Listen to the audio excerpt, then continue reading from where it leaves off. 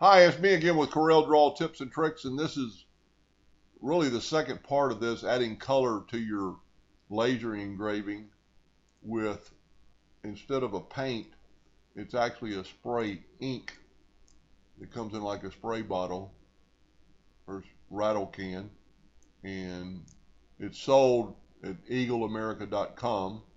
This is actually the product, but it's very easily found when you go to their website and go under sign making, and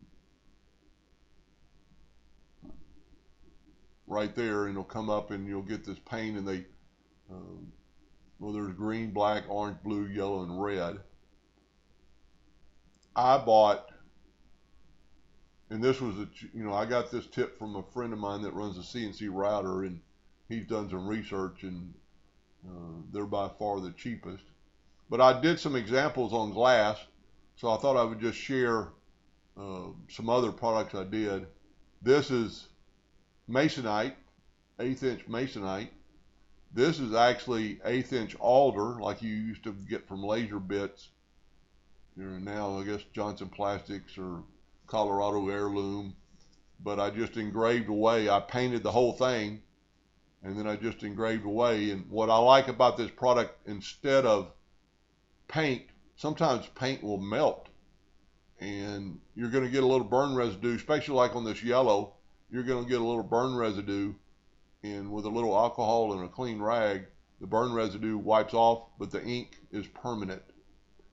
Anyway, so I did some tests on wood, and on this one I taped it with just blue painter's tape, ran the job, and then painted it, let it dry real good. It says it only takes a minute to dry, but when you're doing something with tape, I would let it dry for an hour, because this stuff is permanent. So if you peel it off and you've got a little bit on your finger and you touch the wood, it'll mark the wood. So here's the difference between the two. This is just engraved, and then this one's been paint filled. Now this one I actually covered in shellac, engraved it. Well, I engraved it first, covered it in shellac to keep it from bleeding.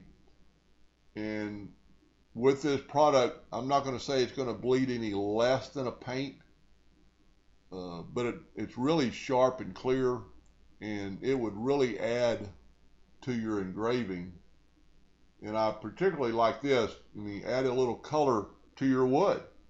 And I just, reverse engraved this, and you could do anything. Now, you wouldn't want too fine a detail, but I have found that it does not melt. And I actually sprayed these 3 with a clear lacquer, just to see because sometimes lacquer with paint will kind of bubble up the paint. Well, this stuff is permanent. Once it's dry, I think you could put any, and I guess the only disadvantage of this product, it's kind of a flat, it's not semi-gloss or gloss, it's flat.